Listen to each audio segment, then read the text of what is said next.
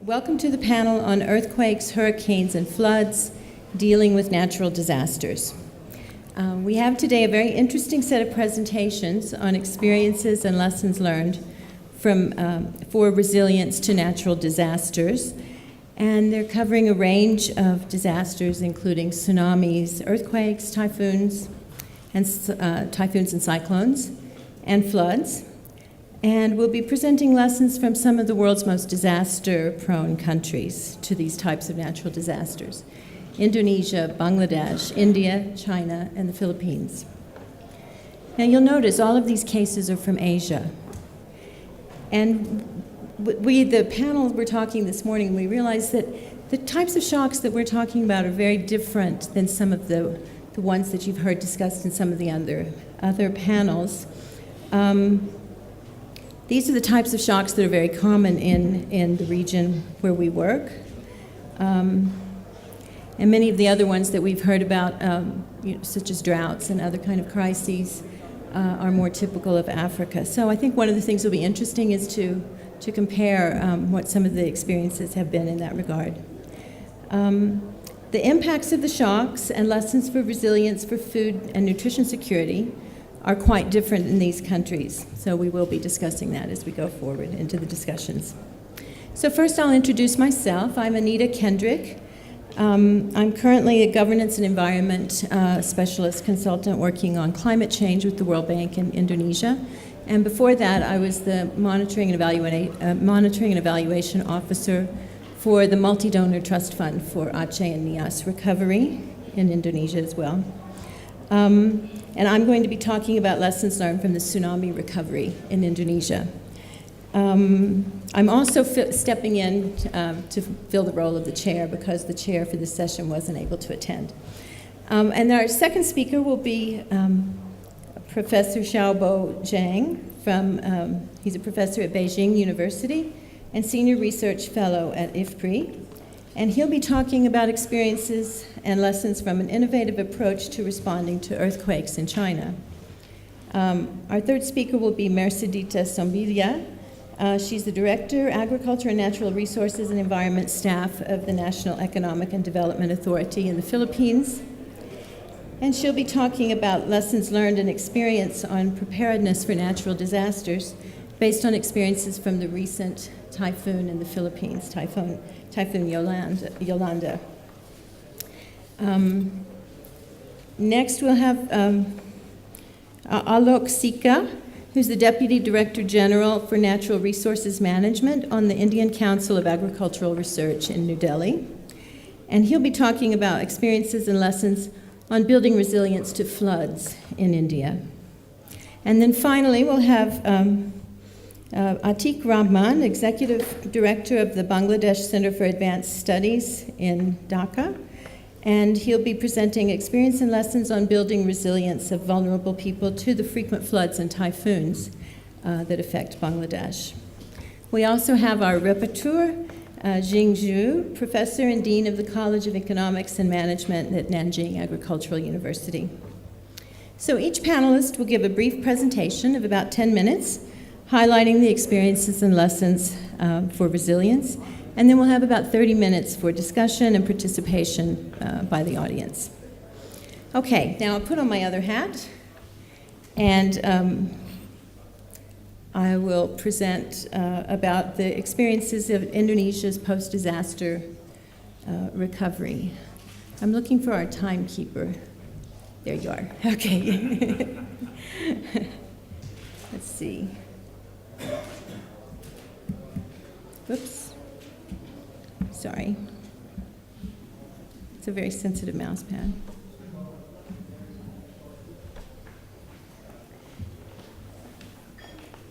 I'm sorry. Not that side, the lower one with arrows. The arrows, yeah, they're not working. Somebody help? Sorry. This one. Oh, that's it. I'm really sorry. Okay, got it. Sorry about that. Okay. I'm sure everyone in this room remembers exactly where you were when you heard about the Indian Ocean tsunami on December 26, 2004. And I think everyone knows the facts as well, so I won't go into much detail. but that massive earthquake triggered the deadliest tsunami in history. And the province of Aceh on the island of Sumatra in Indonesia was the most severely affected.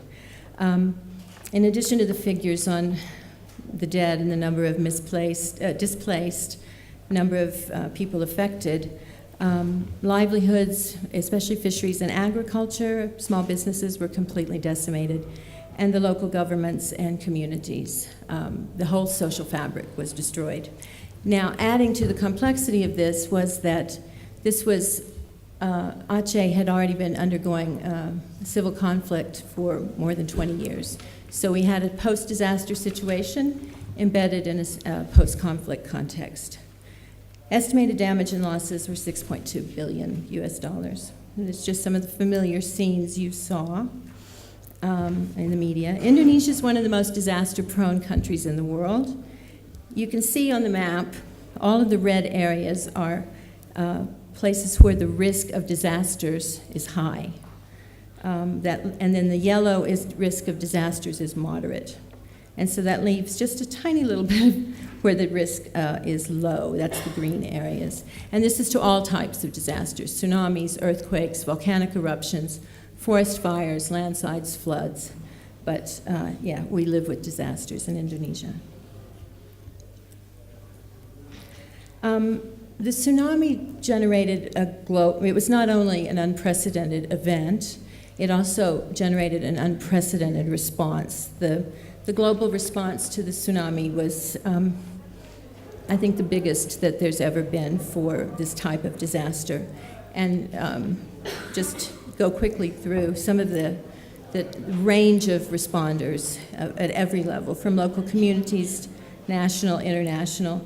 There were over 900 organizations working in Aceh at the height of the recovery, and over 400 of those were international.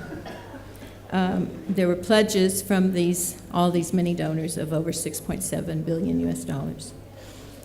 So obviously there was a huge need for coordination, and that was the government of Indonesia's first role. They recognized that very, very quickly that was their most important role. And in order to address this, the Indonesian government had always responded to disasters in kind of an ad hoc way, creating a committee, a body that would work on it in the local area. There was a recognition by the president of Indonesia that this required something much more effective, and they developed the Aceh Reconstruction and Rehabilitation Agency, the BRR. So this was an institution that was given ministerial level power to cut through red tape. It was able to basically, it didn't have to operate through the usual government funding channels, the usual government procedures. It could just concentrate on getting things done. In addition to that, the government requested support for donor coordination, and they've created the Multi-Donor Fund for Aceh and Nias, which pooled over $650 million from 15 donors. And this was a partnership, again, led by the government with donors, UN, World Bank. And this was a very successful model. And so 2 years later, when the Java earthquake struck around Yogyakarta, they adopted the same approach, same model was used very effectively for earthquake reconstruction in Java. So Aceh's recovery in many ways was a watershed for disaster response. No one was prepared to deal with a disaster of this scale, and really no one knew what to do. Everyone was trying to figure it out as they went. There were all kinds of organizations involved, not just the usual humanitarian actors and the government, World Bank and UN agencies, but everyone in Indonesia, and I think many around the world, organizations, research organizations, others that don't normally do disaster response somehow got involved in the tsunami response. And then the resources that were available and the scale of the disaster allowed space for innovation. There was a need to figure out how to address it. So there was a lot of innovation, and in a way, Aceh became a learning laboratory for disaster response and recovery. And the government set the tone for this by adopting the motto of build back better. Using this motto allowed room to think about more than just the immediate needs and your usual disaster reconstruction, but it allowed more space to think about how to deal with the post-conflict, how to focus more on disaster preparedness, which we weren't calling it resilience then, but it's very much of what was starting to be thought of at that time. And since that time, other disasters have adopted that motto. The Humanitarian Resources Group of ODI has recently done a paper comparing Build Back Better as a concept that was used in Aceh, Myanmar in the cyclone Nargis, and in Haiti in the earthquake reconstruction, which not everyone agrees that motto is used effectively, but it raises interesting considerations.